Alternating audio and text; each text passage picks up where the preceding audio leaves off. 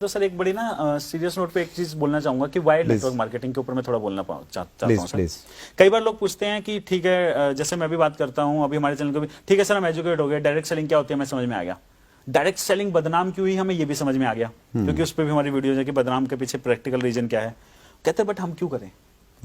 तो इसके ऊपर सर चार ही चीज बोलना चाहूंगा कि इंडिया के अंदर सर इस समय मेनली 4 प्रोफेशन के अंदर लोग सबसे ज्यादा काम करते हैं। राइट। मैन्युफैक्चरिंग, सर्विस, राइट, फिर आपका आ जाता है एग्रीकल्चर, फिर आपका डिफेंस के लिए भी बड़ा एक क्रेज है। डिफेंस में भी हमारा बहुत बड़ा वो है, डिफेंस फोर्सेस में सारी इंक्लूड कर लेता हूँ।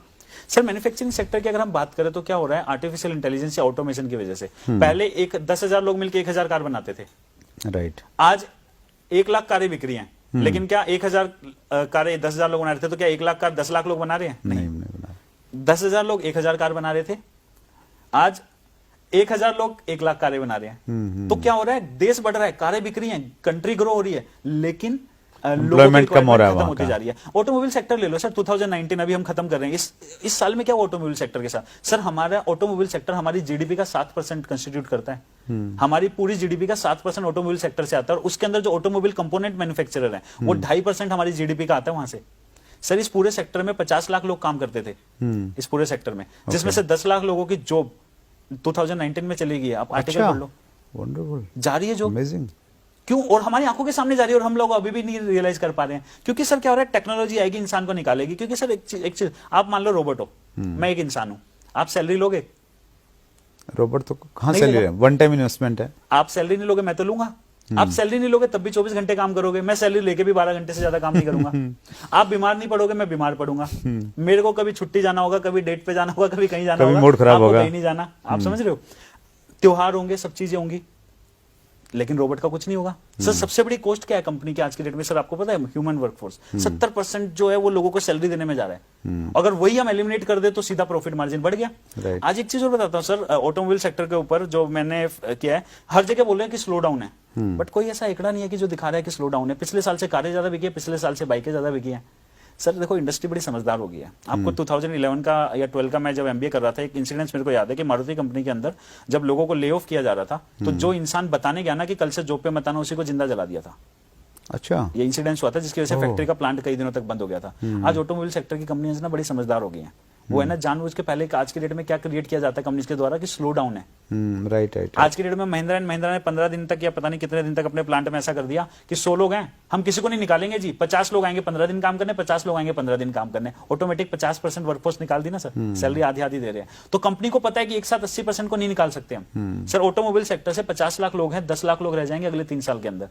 10 लाख निकल चुके हैं, अगले 30 लाख और निकाले जाएंगे, बट बिना बताए बिना दिखाए लोगों को ही ये क्रिएट कर, क्योंकि कंपनी से भी डरी हुई है ना सर। एक साथ अगर आप बोल दोगे कि कल से 10,000 लोग हैं, 8,000 मत आना, वो आग लगा देंगे कंपनी के अंदर। सही है। तो इस तरीके की चीजें की जाती है। बट यहां से सीख क्या सकते हैं कि मैन्युफैक्चरिंग सेक्टर के अंदर लोगों को जॉब से निकाला जाएगा, और जब मैन्युफैक्चरिंग सेक्टर के अंदर लोगों को जॉब से निकाला जाएगा तो वो कहां जाएंगे सर? क्योंकि टेक्नोलॉजी ये खत्म कर रही है। और डायरेक्ट सेलिंग इकलौता ऐसा प्रोफेशन है सर जो आर्टिफिशियल इंटेलिजेंस प्रूफ है। इकलौती ऐसी इंडस्ट्री अगर हम ले लेते हैं जिसका टेक्नोलॉजी कुछ नहीं कर सकती सर, डायरेक्ट सेलिंग है। इंसानों का काम है, इंसान करते आए हैं, इंसान आज भी कर रहे हैं और आगे भी इंसान करेंगे। यहाँ टेक्नोलॉजी कुछ नहीं कर सकती। ऐसा नहीं है कि टेक्नोलॉजी आगे अभी इंसान हट गए और रोबोट इसको डायरेक्ट सेलिंग कर रहे हैं। तो सर डायरेक्ट सेलिंग से बेहतरीन प्रोफेशन फ्यूचर जनरेशन के लिए कुछ नहीं हो सकता। फिर आ जाते हैं सर्विस सेक्टर के अंदर। सर आज की डेट में मैं अभी आया यहाँ पे, कैब बुक की मैंने, कार बुक की मैंने, कैसे की? ओला से। मैं बस कैसे बुक करता हूँ? रेड बस से। मैं टिकट ट्रेन कैसे बुक करता हूँ? आईआरसीटीसी से। मैं प्लेन कैसे बुक करता हूँ? मेक माई ट्रिप से। मैं हर चीज कैसे बुक कर रहा हूँ? ऐप के थ्रू। ह्यूमन की रिक्वायरमेंट ही नहीं। और हम पता क्या बोल रहे हैं गवर्नमेंट को कि लोगों के लिए जॉब नहीं क्रिएट कर रही गवर्नमेंट। कहां से कर देगी गवर्नमेंट? ने थोड़ा ना लोगों की जॉब खाई है, हमने खाई है।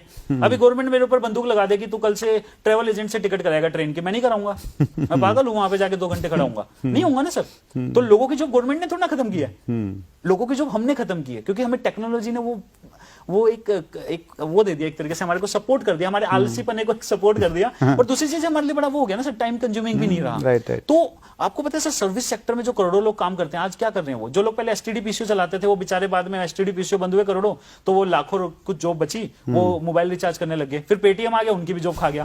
तो खत्म कर रहे हैं सर हर सेक्टर को, सर्विस सेक्टर के अंदर खत्म हो रही है। हम ये माने कि जो आर्टिफिशियल इंटेलिजेंसी है उसकी वजह से जहां पे लोग फ्री हो रहे हैं वो डायरेक्ट सेलिंग में आके अच्छा भविष्य बना सकते हैं? सर मजबूरी है उनकी, और कोई प्रोफेशन नहीं है सर, दो ही प्रोफेशन है, वो दो प्रोफेशन चूज कर सकते हैं। जैसे मैन्युफैक्चरिंग में जॉब नहीं बचेंगे आने वाले टाइम में, सर्विस सेक्टर में बचेंगी बट 90% खत्म हो जाएंगी। सेम मैन्युफैक्चरिंग में होगा, सेम सर्विस सेक्टर में हो चुका है, हो रहा है।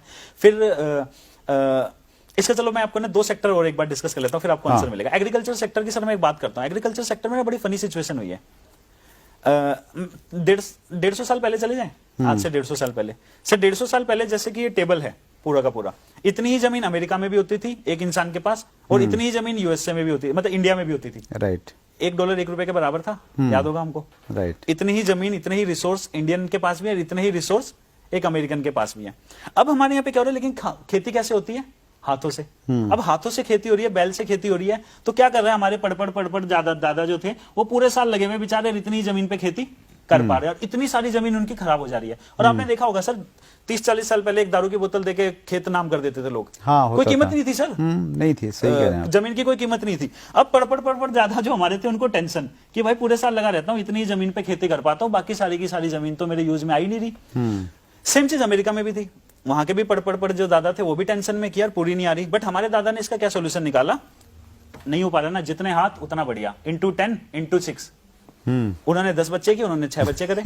ये अब कितने हो गए, 100 बच्चे हो गए। अब ये पूरी जमीन पे बिखरे हुए हैं, पॉपुलेशन पूरी जमीन पे बिखरी हुई है। अब पूरी की पूरी एरिया को ना लोग कवर कर सकते हैं, इतनी पॉपुलेशन होगी हमारी। बट अमेरिका वाले जो पड़ दादा थे, उन्होंने बोला ये तो बड़ी टेंशन वाली चीज है, बच्चे इतने करने, उनको संभालना, ये ज्यादा टेंशन है। उन्होंने क्या किया, ट्रैक्टर बना दिया।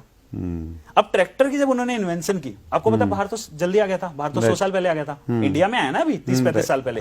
अब बाहर जब 100 साल पहले, अब देखो उसका फायदा क्या हुआ, उन्होंने टेक्नोलॉजी में दिमाग लगाया, तो रिसोर्स जितने थे नेक्स्ट जनरेशन को उतने ही पास हो गए, हर किसी के पास एक्सेस में रहा। हम क्या बोलते हैं कनाडा में, यूएस में ना लोगों के पास ज्यादा रिसोर्स है, नहीं, हमारे पास भी उतने थे, हमने ही उसको एक्सप्लॉइट किया, क्योंकि हमने रिसोर्स के पीछे, टेक्नोलॉजी के पीछे ना भाग के हमने पॉपुलेशन के पीछे भागे, जितने हाथ, दिमाग नहीं लगाया हम लोगों ने। अब इसका डिसएडवांटेज क्या होता है ना सर टेक्नोलॉजी के साथ, कि एक जगह पे डेवलप होती है, दूसरी जगह पहुंची जाती है। वहां 100 साल पहले आई थी, हमारे यहाँ 30-35 साल पहले आ गई। अब इसका देखो सर, वहां 100 साल पहले आई, हमारे यहाँ 30-35 साल पहले आ गई, लेकिन आ तो गई, आते ही क्या हुआ, 90% लोगों की जरूरत खत्म हो गई, क्योंकि अब वापस क्या हो गया कि वो 1 से 100 हो गए थे, अब वापस 1 की जरूरत है, या मैक्सिमम 10 की जरूरत है, ट्रैक्टर आते ही। अब 90% लोग 90% टाइम फ्री बैठे हैं। अगर मैं अपने गाँव की बात करूँ सर, भिवानी के पास, भिवानी खेड़ा के पास मेरा गाँव है, नाम नहीं बताऊंगा लोग बोलेंगे हमें फ्री बोल रहा है। 90% लोग 90% टाइम फ्री बैठे हैं, कोई काम नहीं है उनके पास, ना कोई जनरेट हो सकता, बट उनको खाना भी खाना है, उनको सब कुछ, सारे रिसोर्स चाहिए गवर्नमेंट से। तो सर इन लोगों के लिए कोई जॉब क्रिएट नहीं हो सकती, क्योंकि टेक्नोलॉजी, आज गवर्नमेंट के सामने प्रॉब्लम क्या है कि जो ऑलरेडी जॉब कर रहे हैं उनकी बचा ले हम जॉब। आप देख रहे हो बीएसएनएल में क्या हो रहा है, एमटीएनएल में क्या हो रहा है, लोगों की जॉब से निकाला, जिनकी लगी हुई है उनको तो हम बचा नहीं पा रहे, नए लोगों के लिए कहां से जॉब क्रिएट करेंगे? अब मोदी जी सपोर्टर तो नहीं है, मोदी जी को डिफेंस कर रहे हैं आपकी? नहीं सर, डिफेंस की बात नहीं है सर। मोदी जी ने जॉब नहीं खाई है, टेक्नोलॉजी ने खाई है सर। एक्चुअली रियलिटी तो यही है कि टेक्नोलॉजी ने खाई है, बट इसका मतलब ये नहीं है कि मैं किसी भी पॉलिटिकल पार्टी को सपोर्ट कर रहा हूं, बट प्रैक्टिकली अगर हम आंखें खोल के देखें तो हम देख सकते हैं कि हमारे साथ हुआ क्या है। हम एक ओवर पॉपुलेटेड कंट्री है सर। सर एक डाटा है कि आज हमारे देश की 90% पॉपुलेशन मर जाए ना, तो हमारी जो जीडीपी की ग्रोथ है वो 2 टाइम बढ़ जाएगी। बट 90% किसको मार दें? किसको मार दें? नहीं मार सकते ना, ये चीज प्रैक्टिकली पॉसिबल नहीं है। तो 90% लोगों के लिए तो कोई काम ही नहीं है, ना होना है, और धीरे धीरे गवर्नमेंट के ऊपर प्रेशर बढ़ता जा रहा है सर। 3% से कम लोग हैं जो आईटीआर भर रहे हैं, तो कितने लोगों का प्रेशर गवर्नमेंट के ऊपर आ रहा है। तो मैन्युफैक्चरिंग में जॉब खत्म हो रही है, सर्विस में जॉब खत्म हो रही है, एग्रीकल्चर में जरूरत नहीं रही अब 90% लोगों की। और लास्ट हमारा डिफेंस सेक्टर आया था, डिफेंस के ऊपर मैंने एक वीडियो बनाई थी कि डिफेंस से लोगों को निकाला जाएगा। लोगों ने बड़ा बोला कभी नहीं निकाला जाएगा, डिफेंस की तो सरकारी जॉब होती है सर। उसके 20-22 दिन के बाद एक आर्टिकल आ गया था 1,35,000 लोगों को निकालेंगे। प्रैक्टिकल यही है सर। आपको पता है आज हमारे यहाँ की आर्मी को अगर 80% हम खत्म कम कर दे, 80% अगर हमारी आर्मी निकाल दे हम, तो हमारे पास इतना पैसा बच जाएगा कि हमारी 20% आर्मी को हम वो रिसोर्सेज दे सकते हैं कि वो दुनिया की सबसे सुपर मतलब एक तरीके से मतलब आर्मी बन जाएगी, मतलब सबसे ज्यादा बेहतरीन एडवांस लेवल के उनके पास वेपन्स होंगे। बट ये हम नहीं कर सकते, क्योंकि 80 को निकालेंगे तो जिन्होंने वहां बंदूक कर रखी है वो यहां कर लेंगे कैसे निकाल रहे? तो हम फंसे हुए हैं। तो इसलिए हम क्या कर रहे हैं, धीरे धीरे करके निकाल रहे हैं। और आर्मी ने बोला 1,35,000 को निकाल रही है, धीरे धीरे करके उनको निकालना पड़ेगा। 80% लोगों को आर्मी से भी निकालना पड़ेगा सर, क्योंकि इंसान है ना, मर जाता है। और ये सारी की सारी जो सारी के सारे जो क्षेत्र हैं ये डायरेक्ट सेलिंग की तरफ आ सकते हैं, आना ही पड़ेगा। कोई और सेक्टर नहीं है ना, मैन्युफैक्चरिंग, सर्विस, एग्रीकल्चर और ये आपका डिफेंस या कोई भी आप सेक्टर ले लो, हर जगह टेक्नोलॉजी लोगों को निकाल रही है। इकलौता ऐसा सेक्टर है जो बाहें फैला के खड़ा है। किसी भी सेक्टर के हो आप, ना आपकी पढ़ाई लिखाई से मतलब, अनपढ़ भी आ सकता है, पढ़ा लिखा भी आ सकता है, लेडीज भी आ सकती है, जेंट्स भी आ सकते हैं, बच्चे भी आ सकते हैं, बुजुर्ग भी आ सकते हैं। हर सेक्टर को ये बाहें फैला के खड़ा है कि आ जाओ, मेरे पास आ जाओ। मतलब डायरेक्ट सेलर्स आज का इंटरव्यू देख के बड़े एक्साइटेड हो जाएं कि हमारे पास में बहुत सारा स्कोप है, बहुत सारे लोग आने वाले हैं। सर बहुत ही ज्यादा स्कोप है। डायरेक्ट सेलिंग ही मैं हमेशा से बोलता हूं कि वो बच्चा है जो आने वाले टाइम में इस पूरे के पूरे देश का भार संभालेगा, और इसके अलावा कुछ भी नहीं है। और इसलिए मेरा कंसर्न भी हो जाता है, क्यों मैं सोच चैनल पे हम ट्राई करते हैं, हमारा पूरा का पूरा रहता है मेन चीज कि एजुकेट करें, और क्यों हमें मतलब कंपनीज को भी एक्सपोज करना पड़ता है, क्योंकि सर हमारा यूथ जा रहा है, सर हमारा देश नेशन हमारा बिल्ड हो रहा है डायरेक्ट सेलिंग के थ्रू। हम इस 90% जो नेशन बिल्डिंग के लिए जो यूथ जा रहा है, इसको हम गलत डायरेक्शन में कैसे जाने दें सर? कैसे हम अपनी आंखें बंद कर ले, कैसे हम ना बोले? तो बहुत ज्यादा रिस्पॉन्सिबिलिटी की काम है कि डायरेक्ट सेलिंग में हर डायरेक्ट सेलर को कहना चाहूंगा कि ये इंडस्ट्री जो उन्होंने चूज की है वो ऐसे टाइम पे चूज की है कि उनका जो फ्यूचर है वो 100% प्रोटेक्टेड है, 100% सेफ है। हर किसी को, आज आप लोग चॉइस के साथ आए हो, जो नहीं आ रहे उनको मजबूरी में आना पड़ेगा, बट आना हर किसी को पड़ेगा सर, इसके अलावा और कोई रास्ता नहीं बचेगा। इसलिए हर किसी को डायरेक्ट सेलिंग करनी चाहिए और एजुकेट होकर करनी चाहिए, सबसे इंपॉर्टेंट चीज। आपने बहुत विस्तार से बताया सर, और ये जो लॉजिक्स आपने दिए इसको कोई झुठला नहीं सकता, बहुत डिटेल आपने जानकारी दी, और इसी प्रकार से आप एजुकेट करते रहिए अपने चैनल के माध्यम से। आज आपने समय निकाला सर, हमारे व्यूअर्स की तरफ से बहुत बहुत आभार। Thank you very much. Thank you sir.